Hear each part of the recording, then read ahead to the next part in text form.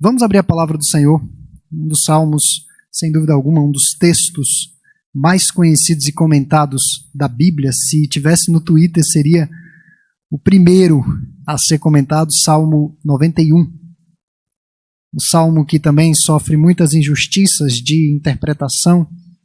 Nessa noite vamos buscar em Deus a interpretação bíblica desse salmo para a nossa edificação. Salmo 91. Temática: como viver diante dos perigos da vida. Antes da leitura, vamos orar. Deus, nós nos colocamos diante de Ti essa noite, com os corações abertos, acessíveis à Tua palavra. Que o Senhor, ó Pai, tenha misericórdia de nós. Que Tu possas abrir os nossos ouvidos, os nossos olhos, para as maravilhas da Tua lei. Que possamos compreender a Tua palavra e sermos por ela guiados, conduzidos nesse mundo. É o que nós te pedimos, em nome de Jesus. Amém. Meus irmãos, hoje nós vamos encerrar essa série de salmos selecionados da Bíblia. Iniciaremos uma outra ênfase no próximo domingo com o Advento, o nascimento do Salvador, período do Natal e o fechamento do ano. Já em janeiro iniciaremos a nova série nos 10 mandamentos para o século XXI, tratando também do lema que vamos abordar em 2021. Então hoje praticamente é o último salmo que nós vamos abordar. Espero que o objetivo tenha sido alcançado, que foi justamente trazer orientação e conforto nesses tempos tão difíceis que nós estamos enfrentando. Salmo 91 nos diz assim: o que habita no esconderijo do Altíssimo e descansa à sombra do Onipotente diz ao Senhor, meu refúgio e meu baluarte, Deus meu, em quem confio. Pois ele te livrará do laço do passarinheiro e da peste perniciosa, cobrir-te-á com as suas penas, sob suas asas estarás seguro, pavês e escudo. Não te assustarás do terror noturno, nem da seta que voa de dia, nem da peste que se propaga nas trevas, nem da mortandade que assola ao meio-dia. Caiam 1000 ao teu lado e 10.000 à tua direita, tu não serás atingido. Somente com os teus olhos contemplarás dos ímpios, pois disseste, o Senhor é o meu refúgio. Fizeste do Altíssimo a tua morada, nenhum mal te sucederá, nenhuma chegará à tua tenda, porque aos seus anjos dará ordens a teu respeito, para que te guardem em todos os teus caminhos. Eles te sustentarão nas suas mãos, para não tropeçares em alguma pedra. Pisarás o leão e a áspide, calcarás aos pés o leãozinho e a serpente, porque a mim se apegou com amor, eu o livrarei, pô-lo-ei a salvo, porque conhece o meu nome. Ele me invocará e eu lhe responderei. Na sua angústia eu estarei com ele, livrá-lo-ei e o glorificarei. Saciá-lo-ei com longevidade e lhe mostrarei a minha salvação. Quantas e quantas promessas encontramos nesse salmo. O tema principal do Salmo 90 é sobre a vida com o Senhor. Mas o Salmo 90 também fala sobre as dificuldades da vida. Já o Salmo 91 vai nos falar a respeito dos perigos que nós estamos sujeitos. O autor anônimo adverte sobre armadilhas ocultas, pragas mortais, terrores durante o dia e flechas durante o dia também, terrores durante a noite, tropeçar em pedra, enfrentar leões e cobras. Parece aqui um filme do Indiana Jones, em busca de algum tesouro. Sujeito a tantos perigos, há servos do Senhor que receberam livramento. Davi e Moisés, por exemplo. Mas na Epístola aos Hebreus, no capítulo 11, nós temos ali diversos servos que tiveram a mesma fé viva e pulsante de Moisés e Davi, porém não tiveram, entre aspas, a mesma sorte. Pois foram torturados e martirizados justamente por causa da sua fé. E nós chegamos à conclusão que definitivamente nós vivemos num mundo perigoso. O mundo que nós vivemos é extremamente perigoso. Mas de maneira geral, caminhar com o Senhor nos poupa de diversos males, porque nós geralmente não estaremos no lugar errado, com as pessoas erradas e na hora errada. Se andarmos nos caminhos do Senhor, nós seremos poupados de diversos transtornos e males. É melhor sofrer vivendo a vontade de Deus do que enfrentar as dificuldades que se seguem da desobediência. E nesta noite falarei sobre esses componentes decorrentes de uma vida de piedade, para que nós nos livremos de alguns perigos desse mundo. O primeiro componente que eu quero tratar, portanto, é sobre a comunhão com Deus, que está aí expresso do verso 1 até o verso 4. A parte mais importante da vida do crente é aquela que somente Deus pode ver. A vida que está oculta aos olhos dos outros é o que eu faço em secreto. Deus é o nosso refúgio e fortaleza. Ele nos esconde com a finalidade de nos ajudar e depois nos envia. É sempre esse movimento, ele nos guarda, porém ele nos envia para que possamos lhe servir em meio às lutas. O autor do Salmo tem 2 endereços: a sua tenda, verso 10, e o seu Senhor, verso 1 e 9. Hoje pela manhã falamos como habitação o Senhor. O lugar mais seguro da terra é a sombra do Todo-Poderoso. Observe que em Mateus capítulo 23, verso 37, Jesus retrata a salvação como pintinhos se escondendo sob as asas da galinha, se escondendo dos perigos, da chuva, do calor, do sol, dos inimigos ou dos predadores. O salmista apresenta a comunhão dos fiéis repousando sob as asas dos querubins no tabernáculo.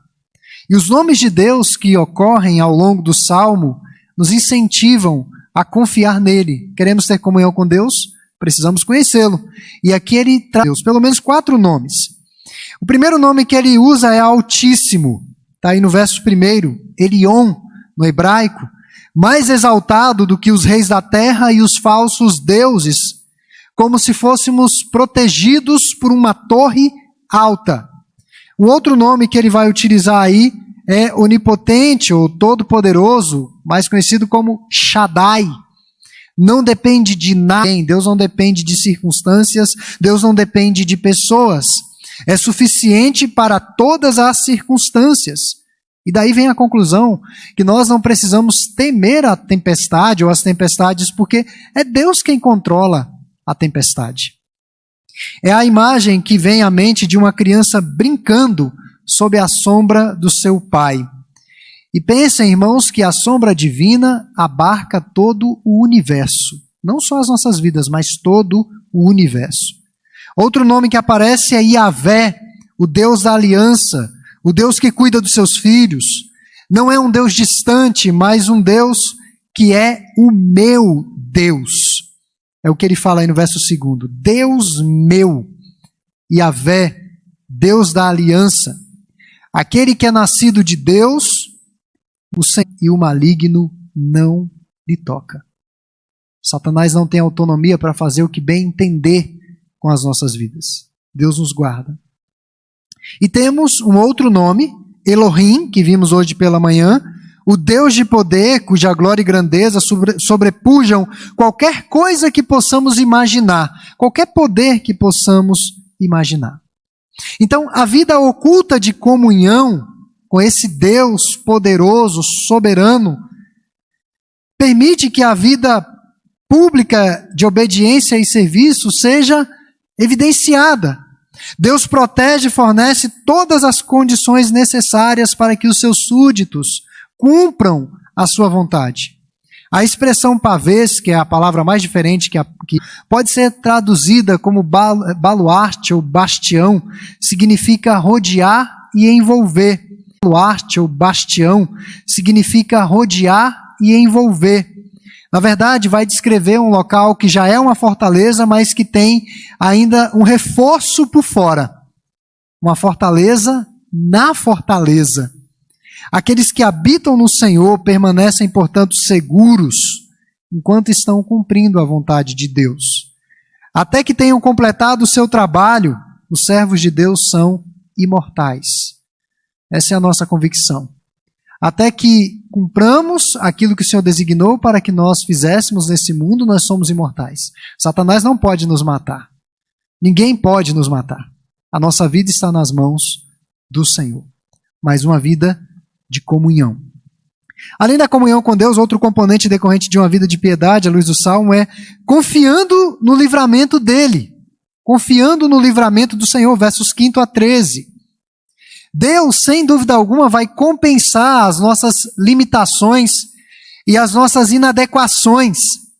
Ninguém é suficiente para o que Deus tem a fazer por meio de sua vida. Ninguém. A pessoa que diz, eu sou muito bom, eu sou a pessoa certa, no lugar certo, ela já está tomada de uma vaidade, de um orgulho estúpido, que não leva a lugar algum. Na verdade, o servo do Senhor, sempre que observa o desafio que tem diante dele, ele diz, eu sou inadequado, eu não tenho forças, eu preciso de Deus. E Deus vai compensar as nossas inadequações e as nossas limitações. Portanto, não precisamos temer, pois o Senhor e os seus anjos nos guardam no Oriente, no Antigo Oriente Próximo, a menos que se tivesse a proteção de guardas armados e bem armados, escoltas. As viagens, de modo geral, eram extremamente arriscadas e incertas.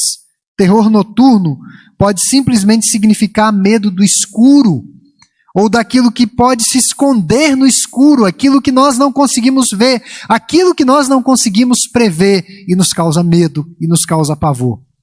Peste que se propaga nas trevas, de maneira geral, são os inimigos invisíveis a olho nu. E não é o que nós temos passado nesses últimos meses no mundo inteiro. Estamos em meio a uma crise de saúde pública internacional e todo esse alvoroço, toda essa confusão, todo esse desassossego está sendo ocasionado, obviamente, por um vírus invisível a olho nu. Há pessoas que nem acreditavam que esse vírus realmente existia. E de repente foram acometidas da virose. Diziam, não, é invenção da mídia, isso aí é coisa política.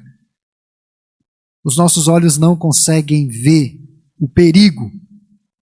E vejam que no tempo em que as pessoas estão vaidosas das suas potencialidades, a sociedade de maneira geral, vaidosa com os avanços tecnológicos, viciada no consumismo exacerbado, desenfreado, esquecemos que muitas vezes estamos tão despreparados para situações de crise quanto as gerações que nos antecederam. A grande diferença dos nossos dias no século XXI, nessa década de 20, é que com a globalização, tudo vai rapidamente. O que acontece na China vai repercutir, talvez em poucas horas, no nosso país. Antigamente era mais localizado. Mas nós não temos. Estamos no mesmo nível de enfrentamento que as gerações passadas. Nós não somos melhores do que os nossos pais e do que os nossos avós. A grande diferença vai ser a proteção do Senhor. Verso 9 ele diz, pois disseste, fizeste, a proteção está disponível àqueles que fazem de Deus a sua morada. Pronome possessivo o meu Senhor, ir a Ele e em seus termos e na maneira que Ele chama para nos proteger. Não é meramente uma confiança genérica, sem fundamento, sem significado, sem repercussão para a nossa vida diária. É algo mais. É esconder-se na sombra daquele que provê. Veja o trocadilho interessante. Medo do que se propaga nas trevas, daquilo que eu não vejo, mas eu vou estar sob a sombra de Deus. Eu vou ser conduzido por Deus. É se refugiar no Senhor Jesus Cristo. Os versos 7 e 8 descrevem uma enorme batalha. Os hebreus viram com os próprios olhos as aflições dos egípcios quando seus primogênitos foram mortos naquela noite de Páscoa, a primeira Páscoa. Assim como testemunharam todo aquele exército pagão falecer no Mar Vermelho, e no entanto nenhum mal sobreveio ao povo do pacto, ao povo da aliança.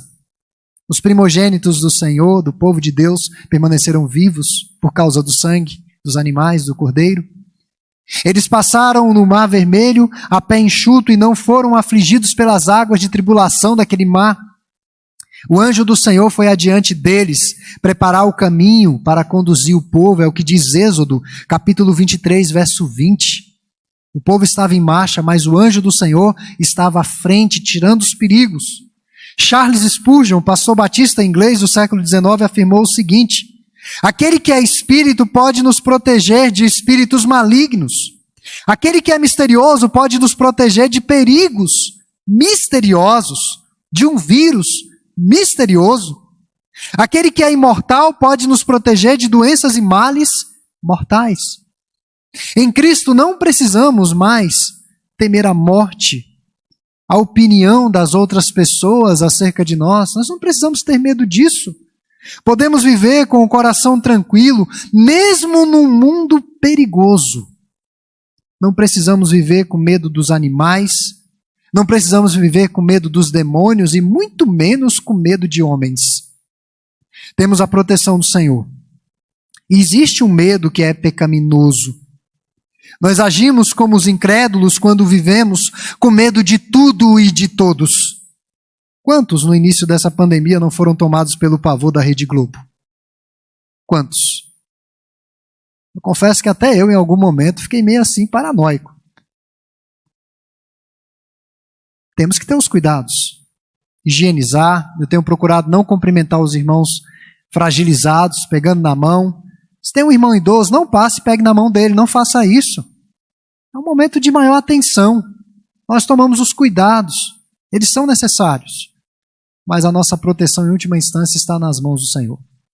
Eu conheço inúmeros relatos de pessoas que tomaram todos os cuidados que os irmãos nem imaginam. Pessoas que iam comprar no mercado, às vezes os produtos ficavam em quarentena, 7 dias fora de casa. Já deixavam lá no tanque a água, os elementos para lavar os produtos. Entrava em casa praticamente nu, sem roupas, tomava banho, sapato para fora, sapato para dentro da casa, e ainda assim foram contaminados. Então, irmãos, os cuidados são necessários, mas quem protege é o Senhor. Somos ateus quando negamos na prática que é o Senhor quem nos protege. Mas além da comunhão com Deus e dos livramentos, outro componente decorrente de uma vida de piedade, à luz desse salmo, é o contentamento. E aqui eu quero encerrar versos 14 a 16. O Senhor falou e anunciou o que faria por aqueles de seu povo que genuinamente o amavam e o reconheciam por meio de uma vida de obediência. A partir do verso 12 aí, deixa eu virar aqui a página. A partir do verso 12, ele vai fazer diversas promessas. O verso 14 principalmente. Porque a mim se apegou com amor, aí vem diversas promessas. O Salmo encerra com muitas promessas.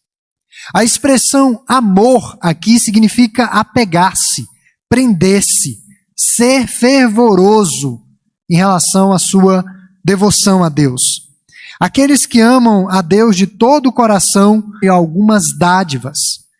Desfrute de bênçãos prometidas, proteção, resposta às orações, companhia em momentos de dificuldade, honra, contentamento e uma vida longa. É isso que o salmista fala em síntese aqui. E de uma forma específica, para os hebreus, a longevidade que permitia conhecer filhos, netos e até mesmo bisnetos, era a maior de todas as dádivas desta vida. Porque a longevidade pressupunha livramento, pressupunha cuidado de Deus, pressupunha sustento de Deus em todo o tempo até chegar àquela altura da vida. Isso significava para eles uma vida de contentamento.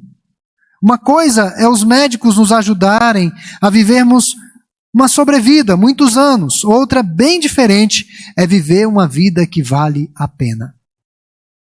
Existiu um missionário, agora me fugiu o nome dele. Ele teve uma vida missionária no interior dos Estados Unidos extremamente intensa. Ele foi chamado para a obra missionária aos 20 anos e ele morreu aos 26 anos, vitimado de uma peste daqueles dias. Ele viveu intensamente para o Senhor. E a biografia dele é impressionante, pouquíssimos anos. Para muitos hoje seria uma morte precoce, mas foi uma vida que valeu a pena. não é apenas a longevidade pela longevidade, mas uma vida que vale a pena. Para o judeu, longevidade era sinônimo de contentamento. No fundo de nossa existência, todos nós queremos encontrar alegria e sentido, e na maior parte do tempo, porém, o que nós encontramos é o vazio, o do fora. Descontentamento é algo muito comum em nossos dias e muitas vezes desembocam em transtornos emocionais. Como temos vivido uma vida descontente, se nós fôssemos pensar? Apesar de termos muito mais que nossos pais e avós, temos o conforto, roupas diversas e disponíveis, podemos viajar praticamente para qualquer lugar, temos irmãos que estão morando até na Europa, estudar, quantas oportunidades de estudar e de crescer, até cursos online, comer em diversos restaurantes, o que você quiser, mas continuamos muitas vezes vazios. Somos uma geração infeliz, uma geração mal agradecida, uma geração mal-humorada, uma geração murmuradora e triste. Quer fazer um teste? Fecha alguém no trânsito. Você vai ver o que é a sua geração da década de 20 do século 21. Uma geração intolerante. A ditadura da urgência, que é o que impera de segunda a sábado, é a ditadura da urgência. São as demandas que vão borbulhando e precisamos resolver imediatamente, uma vida praticamente de reação, de pouco planejamento. Patrick Murley, que é um teólogo estadunidense de nossos dias, afirma o seguinte sobre essa ditadura da urgência. Muitas vezes sou bombardeado por pedidos urgentes, que exigem respostas urgentes, a problemas urgentes, com consequências urgentes. Tenho a impressão que o mundo deixará de girar em torno do seu eixo, a não ser que eu, pessoalmente, o movimente. Quando paro para analisar o significado destas coisas, aparentemente urgentes, reconheço que há muita palha, pouco trigo e uma imensa corrida atrás do vento. Não leva a lugar nenhum. As pessoas estão vazias e interiormente solitárias. Sentem-se culpadas pelo passado e ansiosas quanto ao futuro. O futuro é muitas vezes incerto. Esgotaram seus recursos na busca por significado. Não estão entendendo que Deus colocou a eternidade em seus corações, que a prioridade é amar a Deus sobre todas as coisas e não a si próprio. É amar a Deus sobre todas as coisas. O segredo do contentamento está aí, irmãos. Se você quer algum segredo para uma vida contente, ame a Deus de todo o coração. Você vai ter uma vida contente. A frustração resulta pelo fato de não terem sentido na vida. Muitos podem ter conquistado tudo e ainda assim se sentirem os mais miseráveis dos seres humanos. Muitos chegaram lá, ou talvez além do lá, mas continuam ocos. A fonte de alegria e contentamento, portanto, está em primeiro lugar, amar o Senhor. Então, essa noite eu falei sobre os componentes de uma vida de piedade para que nós nos livremos de diversos perigos desse mundo. É um mundo perigoso. O primeiro elemento é a comunhão com Deus, o segundo é confiar no livramento do Senhor e o terceiro é contentamento em amar a Deus sobre todas as coisas. O Salmo 91 não é um amuleto. Muitos o usam de forma mística, sem qualquer proveito para suas almas. Eu tenho certeza que quando eu li esse salmo aqui, tem diversos irmãos e irmãs que o têm decorado. Não precisariam nem ler. É um salmo que tem decorado. Mas o Salmo 91 não é um amuleto. Não é para ser deixado aberto em casa para criar uma espécie de campo de força eletromagnético ao redor da casa e proporcionar proteção. Este salmo não protege, mas esse salmo fala do Deus que protege. Muitos leem esse salmo e o interpretam como se nenhum mal fosse acontecer aos cristãos. Muitos o veem dessa maneira.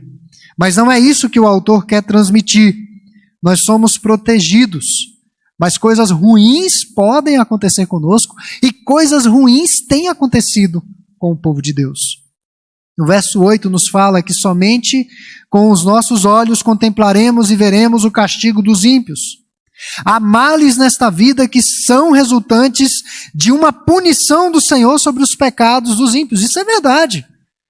O pecado acarreta consequências e por vezes Deus visita com juízo povos que estão em rebelião contra Ele. Isso é inegável. Mas estamos protegidos à sombra do eterno Senhor. Deus já puniu os nossos pecados em Jesus. Deus puniu a Jesus como se fosse ímpio em nosso lugar. O último cântico que a equipe Ebenezer entoou essa noite, conduziu a igreja em adoração essa noite, ele deixou a sua beleza e se apossou da nossa feiura. E quando ele fala de beleza, ele não está falando de estética, ele está falando de pecado. Para que nós nos apossássemos da beleza do Senhor, da santidade do Senhor. Então Deus já puniu Jesus como se fosse um ímpio em nosso lugar. Deus não trará males para nos punir, porque Jesus foi punido em nosso lugar. Não significa que nenhum mal nos passará. Deus permite que pessoas debaixo de sua proteção passem por aflições e elas são pedagógicas, como vimos hoje pela manhã. Porque até as tribulações fazem parte do plano de Deus. Mas que Deus nos ajude, irmãos, a confiar nossas vidas aos cuidados dEle, que Ele nos ajude a não nos atemorizarmos com os perigos que cercam a nossa jornada. São muitos perigos. Se nós fôssemos parar para pensar nos perigos, como o salmista parou por um momento e começou a pensar nos diversos perigos, nós nem nos moveríamos do lugar. Mas a ênfase não são os perigos, mas o Deus que nos protege em meio aos perigos. Então que Deus possa aplicar essa palavra aos nossos corações